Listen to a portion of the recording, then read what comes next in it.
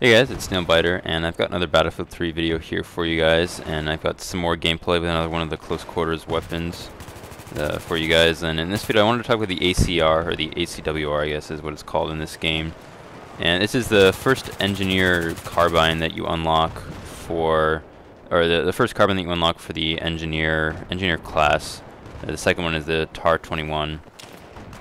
And this is going to be a little bit, this video is going to be a little shorter than what I would typically do. Just because I actually don't particularly like this weapon too much, and I've actually heard some people talk about the fact that it could be bugged, or the damage that it does could be glitched. I'm not so sure if that is the case, but at any rate, I don't really like this gun, and I'll talk a little bit about why. First of all, I really don't like the iron sights on this gun at all. I don't know, it's just, for some reason, I don't like the iron sights of this weapon. So I'd definitely use a red dot sight, or some sort of scope on this weapon. It helps out a lot, and you know, this gun seems like it's a little erratic sometimes with where its bullets go. So to the extent that you can help your aim, or can make your aim better, I would definitely you know, use something or use some scope that will help you with that, because sometimes the hit detection with this weapon can be weird, and I mean, it's not like it doesn't do good damage. Like, I mean, especially at really close range, it does very good damage. So it's a very good close quarters weapon, and one that was, I think, definitely meant for the close quarters maps that will come in the expansion. But it drops off significantly at sort of a medium range, and you know, you see me engaging targets here from this room onto D, and you know, the targets that I'm shooting at here, it's probably the farthest away that you could really shoot at enemies and do good damage to them, because any farther, and it's almost like the gun's bullets just don't really do, they don't really hit your target. So in that regard, it is kind of strange.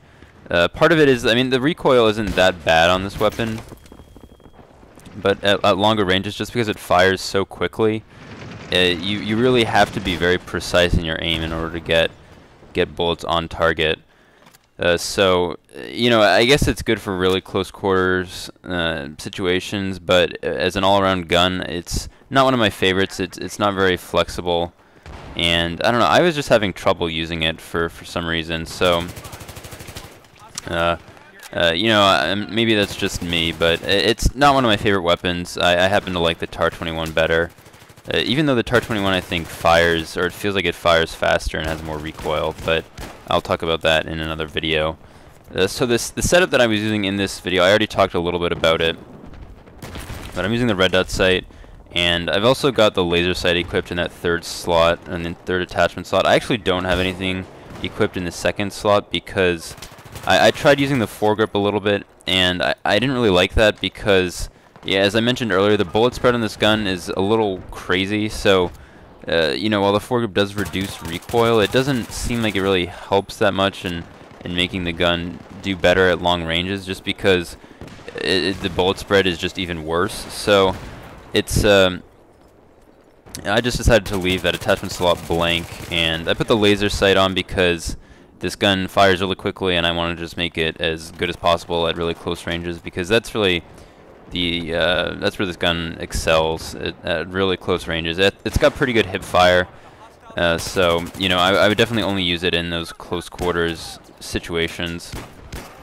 And one other thing that I forgot to mention earlier is this gun actually has 27 bullets in a clip, so that's just another reason to be somewhat conservative about the way you use your bullets.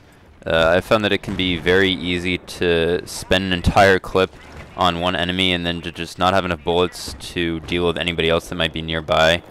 So you do have to be somewhat careful in the way you use your bullets, and you know, and how often you full auto, because this gun does have a fast fire rate, so it can be very easy to run through an entire clip on one enemy. And I mean, it does have a pretty good reload speed. It's not slow, so that's not really going to hurt you. But I've never really been. I mean, I've just found that the more you're reloading, the more time you spend vulnerable. So to the extent that you can avoid reloading, especially in in moments where you think there might be enemies near or around you. That can be somewhat costly, and so I mean the fact that this gun just, you know, you're going to have to be reloading more frequently than with other weapons, it just makes it a little bit harder to use and to get comfortable with. So you know, I mean, it's not a bad gun by any means, but I didn't like it too much. I've liked other weapons, or I liked other weapons better for the engineer class. So you know, I guess try it out and see what you guys, or let me know what you guys think about it.